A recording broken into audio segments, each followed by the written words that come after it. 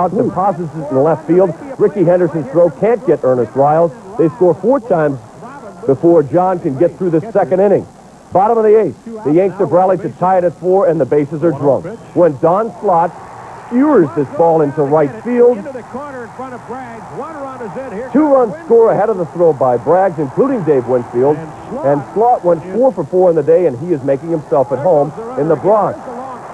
The steal by second, and Don Plesac was called for a balk as Roberto Kelly comes home and Tom Krummelhorn comes out. Rocky Rowe got an earful on this, but the balks have been the story so far this season, and the Yanks turn it into another victory, their first 5-0 start since 1933. At Cleveland Stadium, another hot start put in by the Indians. Cal Sr., who on Saturday said their 1 run and a 12-1 loss could have been the start of something big for the Oriole offense. It was more the same on Sunday. Scott McGregor delivering here, and Corey Snyder drives it to the wall. The Indians scored twice, and Snyder keeps rolling. Pulls into third when the throw gets away from Rick Shue, and Snyder keeps on chugging. Turns it into a 3-run play. The Indians lead 5-0 and win it 6-3. They've won 5 in a row. These two play again on Monday. The Baltimore is still winless, their worst start since '55. They've been outscored 36-5 this season. Texas Stadium, the Rangers snapped a 4-game losing streak. The only Red Sox run came on a ground out by Rich Gedman, who also fouled a ball off his big toe in that at-bat, broke it. He'll be out indefinitely. Now to the West, in Anaheim. The A's visiting California. Bob Welch, who won his first game as an Oakland pitcher, balking, naturally. That'll bring home a run. Mark McLemore. What excitement this is adding to baseball this summer. But here's the more traditional run-scoring exchange. Willie Frazier getting taken deep by Jose Canseco. His 3rd home run of the year, a 2-run shot to tie it at 3. More problems for Welch provided by his nemesis from the Giants, now facing him also from California, but this time in an Angels uniform. Chili Davis driving home McLemore again. The Angels win their first home game, knocking off the A's 6-4 and handing Welch his first loss, 2 balks, leading to key runs for the Angels. In Comiskey Park, Mariner rookie Rich Renteria continued his rampage. Renteria, let me correct that. He raised his average to .538, 3 hits, including his 5th double. Royal Stadium, Doyle Alexander lost his first regular season game as a Tiger. Kansas City unloading on him. In the Metrodome, the Blue Jays and Twins taking after each other again. Todd Stottlemyre bringing some heat, striking out the middle of the order in succession in the 4th inning. Stottlemyre nursing a 1-hitter through the 4th inning. Then in the 5th, Randy Bush doubled. Fellow rookie Pat Borders throws the pickoff throw into left field. Bush comes home, ties the game at 1. Then Dan Gladden, one of the top hitters in the American League through the early going, steps up, and it gets a high inside pitch and pulls it into the left field corner. Verdansky scores. They score 4 times in the 5th, and Stottlemyre didn't survive after that. He loses his major league debut, and Frank Viola evens his record at 1-1. Jeff Reardon picks up his 2nd save.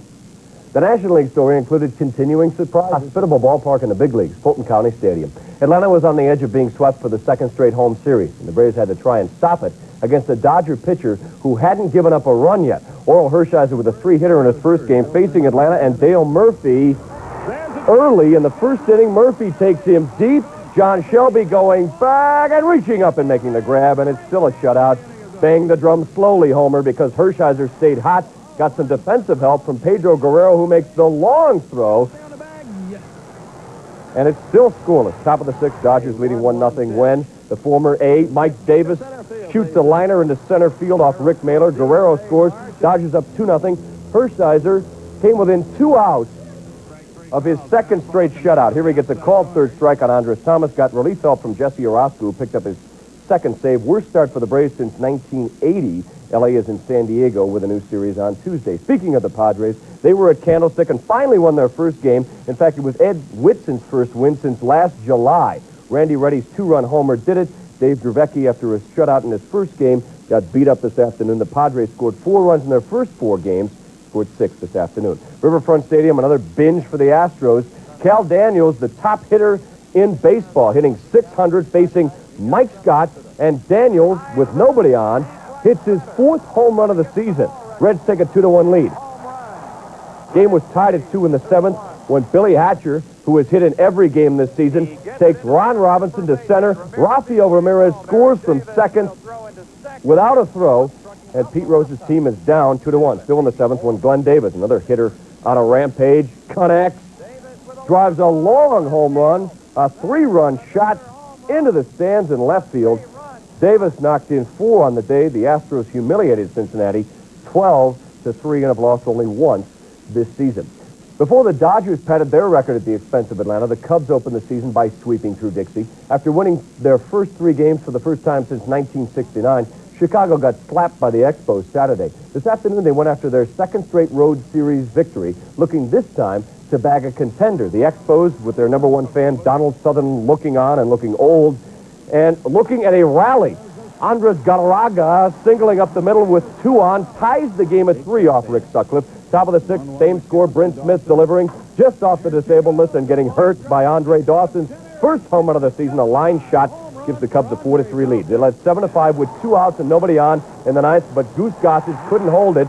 It was 7-6 when this single by Hubie Brooks, who reached down and drove home Wallace Johnson, tied the game. But then in the 10th, tied at 7, Vance Law strokes Randy St. Clair's pitch up the box, scores Manny Trio. The Cubs scored 3 in the 10th to win it for Gossage, and Law has scored the winning run twice this week and had the game-winning RBI this afternoon. The Cubs have lost only once. That's the vet. The Phils against the Mets. Doc Gooden struggling again this afternoon. Can't find the handle. Tries to hurry the throw and does. Gets away from Keith Hernandez and allows Steve Jeltz to come all the way around and score. Mets still leading, though, 2-1. More problems for Gooden. This not of his variety. Tim Tuffle makes a great backhanded stop, but again the throw gets away from Hernandez. Schmidt scores, and it's tied at 2. But Shane Raleigh had problems of his own, mainly Mookie Wilson, who homered earlier in the game, then blasted this shot to dead center. Wilson had 2 home runs, 3 RBIs, and filling in for Kevin McReynolds provided the power.